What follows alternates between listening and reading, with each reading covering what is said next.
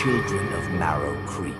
The rain had been falling for days, a relentless, punishing downpour that turned the narrow streets of Marrow Creek into muddy streams. It was the kind of storm that old-timers whispered about, the kind that had the preacher praying louder and the sheriff patrolling longer. By the fourth day, the creek itself had become a raging monster, swelling its banks and tearing through the lowlands like it was trying to swallow the town whole. Jenny Hartwell watched from her bedroom window as the water rose higher and higher. She lived on the edge of town, where the creek curved sharply and disappeared into the woods. Her dad, a wiry man with a weathered face, had been out all night trying to shore up the levee. He'd come back soaked and shivering, muttering about how the water was rising faster than anyone had expected. By morning, the rain stopped and the sun came out, pale and watery, as if it didn't belong in the sky anymore. That was when people started noticing the changes. The creek had receded, but it had left something behind.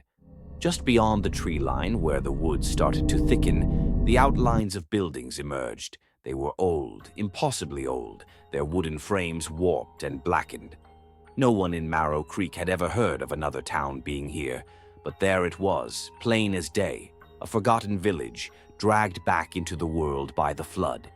Curiosity swept through the town like wildfire. The sheriff tried to keep people back, but it was no use. By noon, half the town had trudged through the mud to gawk at the strange ruins. Jenny went too, even though her dad told her to stay put. "Nothing good comes from stirring up the past," he said, his voice sharp. But Jenny was 17 and restless. She followed the others, keeping to the edges of the crowd. The air around the village felt wrong, heavy and damp, like it was pressing down on her chest. The buildings were small and haphazardly built, their roofs sagging and walls leaning at odd angles. An old church stood at the center, its steeple crooked and pointing accusingly at the sky. That's when the whispers started. At first, Jenny thought it was just the wind twisting through the ruined village. But the whispers grew louder, distinct. They were high-pitched, childlike, and they seemed to come from everywhere at once. The others heard it too. People started backing away, muttering excuses, but Jenny stayed. She stepped closer to the church, her boots sinking into the wet ground.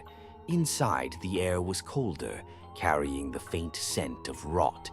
The pews were toppled, their wood splintered, and the floor was littered with debris. On the wall above the altar hung a faded painting of a man with piercing eyes and a cruel mouth. Jenny shivered and turned away. That's when she saw them.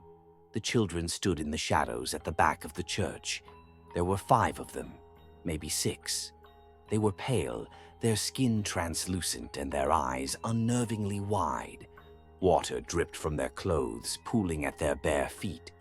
For a moment, Jenny thought they were just kids from town playing some kind of sick joke. But then, one of them stepped forward and she saw the truth. His face was bloated, his lips tinged blue. He looked like he'd been underwater for a long, long time. "Help us," the boy said, his voice thin and raspy, like it hadn't been used in years. Jenny stumbled back, her breath catching in her throat. The children moved closer, their wet footsteps slapping against the floor. "They left us," another child said, a girl with tangled hair and empty eyes. "They let us drown." Jenny turned and ran. She didn't stop until she was out of the woods, her heart pounding so hard it felt like it might burst. She tried to tell her dad what she'd seen, but the words wouldn't come. He just shook his head and told her to stay away from the ruins. That night, the dreams started. In her sleep, Jenny saw the village as it had been, full of life and laughter. She saw the children playing by the creek, their faces bright and happy. And then she saw the flood. The water came fast and merciless, sweeping through the village and dragging everything under. The children screamed, but no one came to save them. She saw men and women standing on the hillside, watching, their faces blank and unfeeling. When Jenny woke, the whispers were back, louder this time. They came from outside her window, calling her name. She pulled the covers over her head, but it didn't help. The voices seeped into her mind, filling her with their pain, their anger. By the next morning, the town was in chaos. People were missing, 7 by noon, 10 by evening.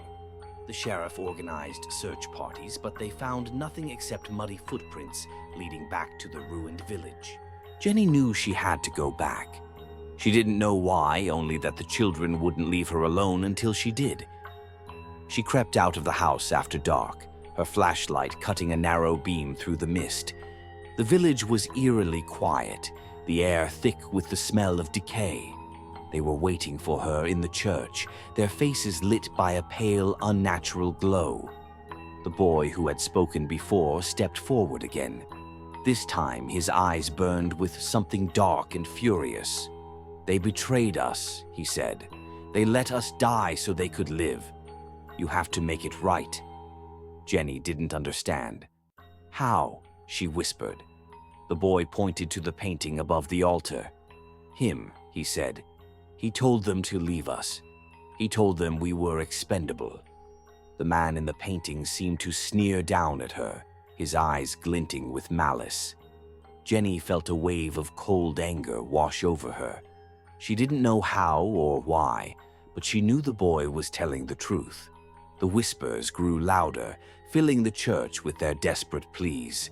Jenny grabbed a piece of broken wood from the floor and swung it at the painting. The frame shattered, and the canvas fell to the ground. Beneath it was a door, its surface etched with strange symbols. The children's voices rose in unison. "Open it." Jenny hesitated, her hands trembling.